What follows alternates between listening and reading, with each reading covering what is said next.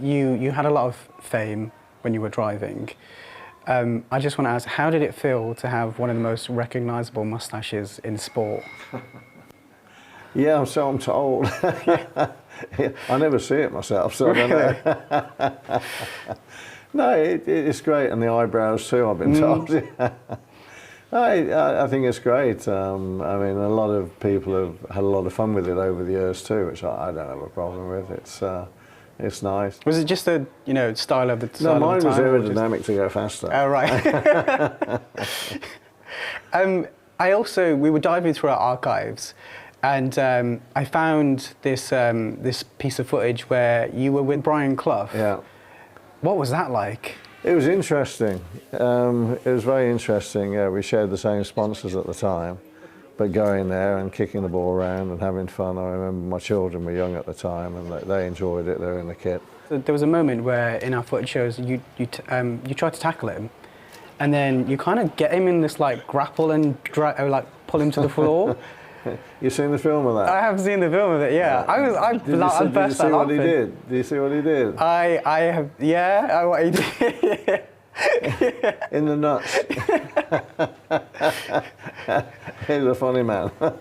Did you find that you two were quite similar? I think anybody who wants to win has a very similarity to different things. It's the way they go about it.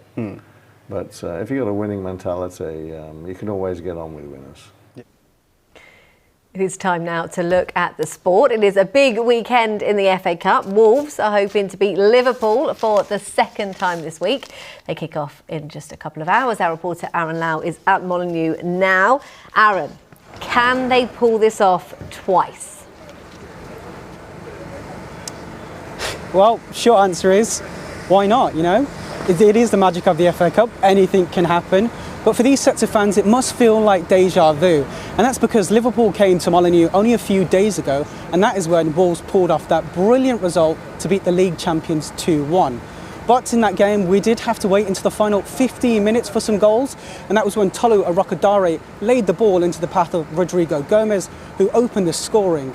But then not long after, Mo Salah equalised for the Reds, and in the final minutes, Andre picked up the ball in midfield, drove to the box before his deflected effort sent the Molineux into madness. And we saw those incredible scenes of Rob Edwards running down the touchline to celebrate.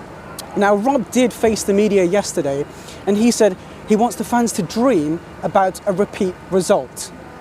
And why not? Because that is the magic of the FA Cup after all. That's why we love it. And we do love a good giant killing as well. Now, speaking of giant killings, potential giant killings, Port Vale, who are the lowest ranked side still left in the competition, they take on Sunderland in the FA Cup on Sunday. And they reached this round by beating Bristol City 1-0, which means they've made it to the fifth round for the first time in 30 years. Believe it or not, that's actually how old I am. And I actually went along to Burslem on the other day to speak to some fans to gauge the mood. And obviously, as you can tell, everyone in Burslem was buzzing. This is a matchday ticket that hasn't been seen for 30 years. Clearly, this one was going to be worth the early morning queue. And fans told me just why they had to get their hands on that golden ticket. So it's a really special occasion for Port Vale. It's a chance for us to shine on the national stage. This isn't your usual cinema. It's where the magic of the silver screen gives welcome respite from the challenges of a hospital stay. It was a former lecture hall in the basement, but after a £1 million makeover, it now tells tales of a different kind. Called a Medi-Cinema, Birmingham Children's Hospital now has the largest one in the UK, for children and parents to enjoy time away from the ward together. And at its opening today, 10-year-old Ella Lowton-Smith from Atherstone officially opened it. It's really cool, I like all the coloured seats and the massive screen. It's a busy and bustling shopping centre, but there's been a silent hush now for many, many years. Something has been missing. And well, that something is a clock, and more specifically, the Three Men in a Boat clock. Now, the Three Men in a Boat clock was introduced to the Sadler Centre in 1990, but it fell into disrepair with calls for it to be renovated in 2017 and in 2024. And after a £150,000 renovation, it's now back. Then finally at 2 p.m. today,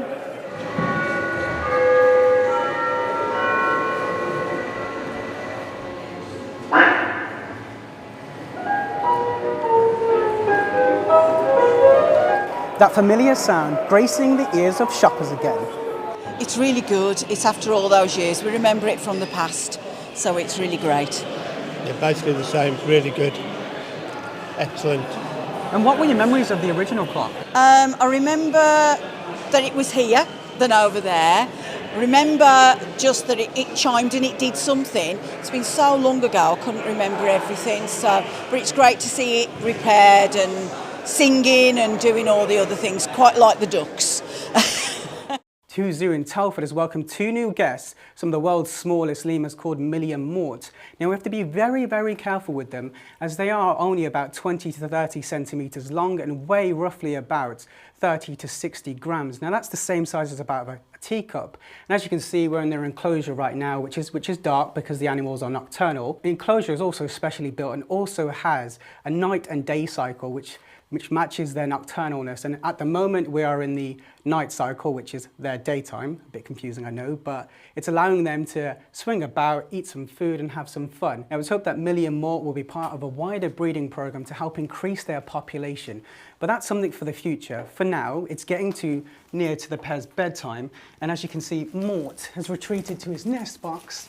So I think all that's left for me, Mort and Millie to say is good night.